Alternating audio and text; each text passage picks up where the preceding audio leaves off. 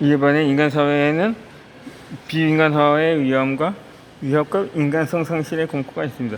인간이 어떤 존재가 되느냐의 문제는 환경에 고정되는 것이며 환경에 따라서 인간은 전적으로 다른 존재가 될 수 있기 때문입니다. 예전에 인도의 어느 마을에서 늑대 소년이 발견되었습니다. 이 소년은 늑대 울음소리를 낳고 늑대같이 네 발로 기어다녔습니다. 이는 인간에게 미래 개방성 또는 세계 개방성이 있기 때문입니다. 늑대가 인간과 아무리 오래 살아도 두 발로 걷는 일이 없을 것입니다.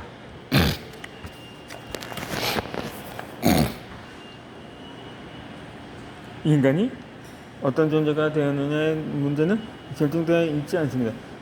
열린 존재로 상대되어 있다는 사실은 인간 자체의 특수한 성격입니다. 그러면 인간의 공부는 사치가 아닙니다. 인간에 따라서 자포적인 수준까지 제해질 수가 있는 불가문이 아닙니다. 이것이 있느냐 없느냐, 올바로 되느냐 아니면 왜곡되느냐에 따라 인간이 되느냐, 인간이 이하로 졸업하느냐가 결정되는 것입니다.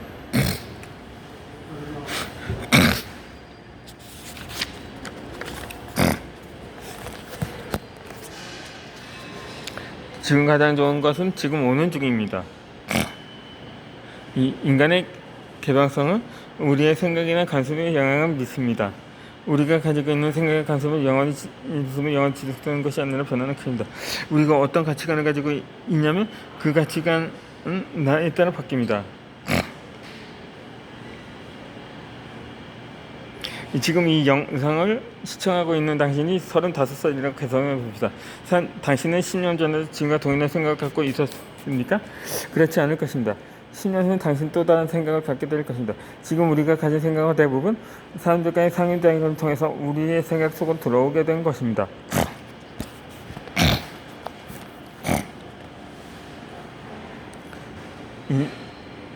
인간의 모든 생각은 인생의 발전 단계에서 후천적으로 들어온 것입니다. 따라서 이전에 우연히 내 안에 들어온 생각에 대해 새로운 기회를 통해서 능동적으로 대검토할 수 있어야 합니다. 인간은 미래에 대해 개방적인 존재에게 자신의 생각을 검토하는 일을 게으리 하지 않을 때 가장 인간다운 모습을 보이며 인간성을 실현해 나갈 수 있습니다. 인간의 세계 개방성은 희망의 기능을 갖게 합니다. 인간의 삶에 있어서 가장 좋은 것은 아직 오지 않았다는 희망입니다. 가장 좋은 것은 지금 오고 있는 중입니다. 그건 바라보고 기다리는 사람들이 가장 좋은 삶의 현실이 지금부터 성큼 다가오고 있는 것입니다. 우리가 공부할 때 그 이익은 인간하에 있습니다. 우리는 공부를 함으로써 인간이 됩니다. 단지 더 유식하게 되기 위해서가 아니라 비인간화되지 않기 위해서 책을 읽습니다. 책을 읽을 때 우리는 자신을 실행하게 됩니다.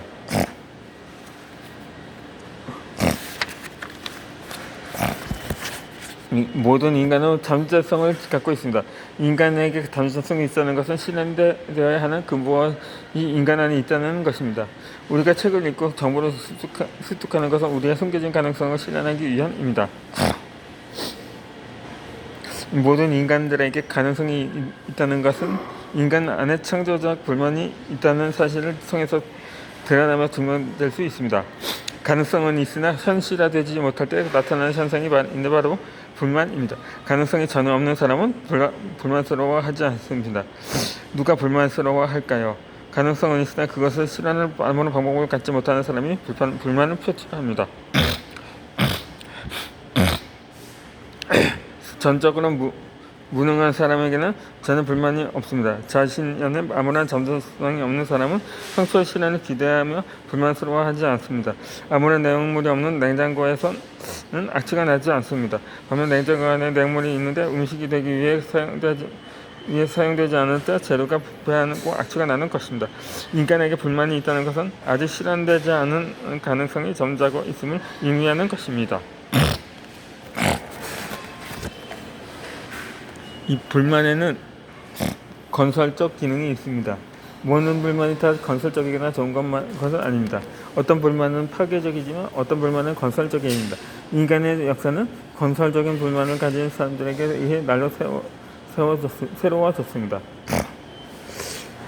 예전에 이 스티븐슨이라는 사람이 있었습니다. 그는 추운 겨울날 마차를 타기 위해 열심히 달려갔는데 마차에 빈자리가 없어서 탈 수가 없었습니다. 어쩔 수 없이 다음 마차가 올 때까지 2-3시간을 추위에 떨어야 했습니다. 말이 차를 끌기 때문에 소수의 사람만이 탑승해야 하는 사실이 그에게는 대단히 불만스러웠습니다. 스티븐스는 다음 마차를 기다리면서 생각했습니다. 사람이 타는 소래를 왜 말만 끌어야 하지? 더 힘센 동력을 가진 어떤 것이 끌면 안 될까? 이런 생각을 하면서 그는 불만을 품었습니다. 그 후에 그는 증기기관을 사용해 증기기관차를 만들었습니다. 그의 건설적인 불만이 실현된 것입니다. 라이트 형제도 하늘 나는 새를 보면서 불만스러워했습니다. 왜 새들만 하늘 나야 하지? 인간은 정말 날 수가 없을까? 하는 불만을 가진 후에 그들이 만든 것은 비행기였습니다. 그들은 자신의 불만을 창조적이고 건설적인 방향으로 활용해 왔습니다.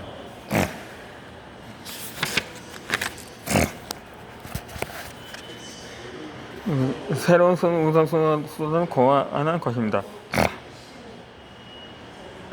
뛰어난 사람은 자신의 불만을 건설적으로 시정하는 사람입니다. 좋은 선생님이 학생 시절에 가졌던 불만을 자신이 기소가 되어 시정하는 선생님입니다. 좋은 부부는 자녀 시절에 가졌던 불만을 자신이 부모가 되어 시정하는 사람입니다. 좋은 시어머니는 며느리 시절에 가졌던 자신의 불만을 시어머니가 되어 시정하는 사람입니다. 오늘의 무능한 지도자는 어제의 불평만은 반항자임을 우리는 잊지 말아야 합니다. 우리는 오늘 우리의 불만을 건설적으로 시정하기 위해 노력을 했기 말해야 합니다. 인류의 역사는 이렇게 불만을 가진 사람들에게 의해서 달려 새로워지고 있습니다. 모든 인간 안에는 잠재적인 가능성이 잠자고 있습니다. 이 책을 통해서 야르자도 받아들여서 우리는 불만을 극복하는 것이 가능한 현실화하는 이 길을 얻게 될 것입니다.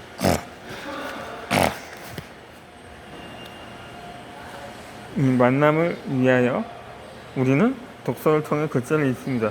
글자를 통해 글자 성장한 정신들과 만납니다. 모든 글자는 기호에 불과합니다. 만나면서 중요한 것은 기호를 읽는 능력입니다. 기호 해석의 능력은 곧 해석의 능력입니다. 인간 인생 능력은 해석의 능력입니다. 음성의 기호이든 문자의 기호이든 무언의 기호이든 우리는 기호 해석의 능력을 배양해야 합니다.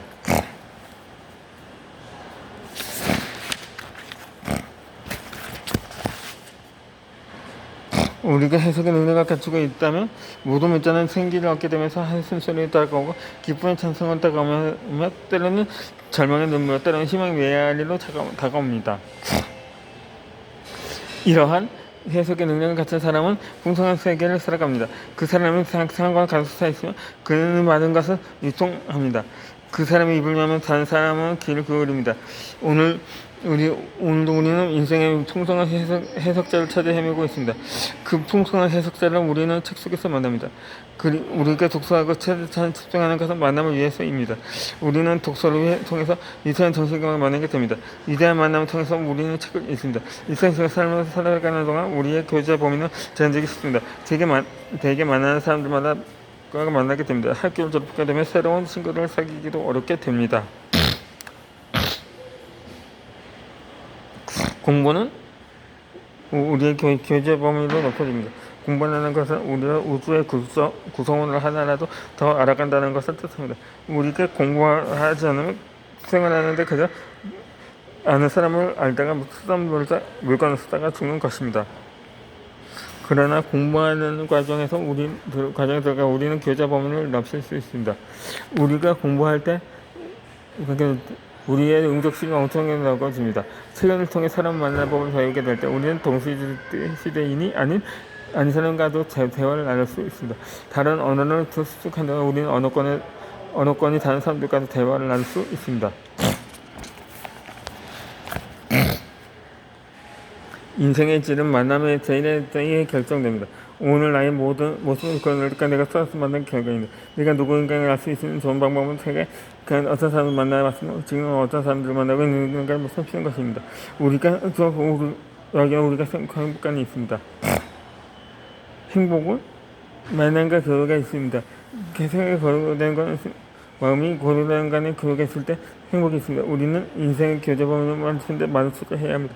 인생의 좋은 것들은 대부분 만남과 관계를 통해서 들어옵니다. 뒤집어 말하자면 불행은 단절에 있습니다. 불행한 가정에는 사람들 사이에 단절이 있습니다. 부부 사이에 단절이 있고 형제자매 사이에 단절이 있습니다. 불행한 사람들에게는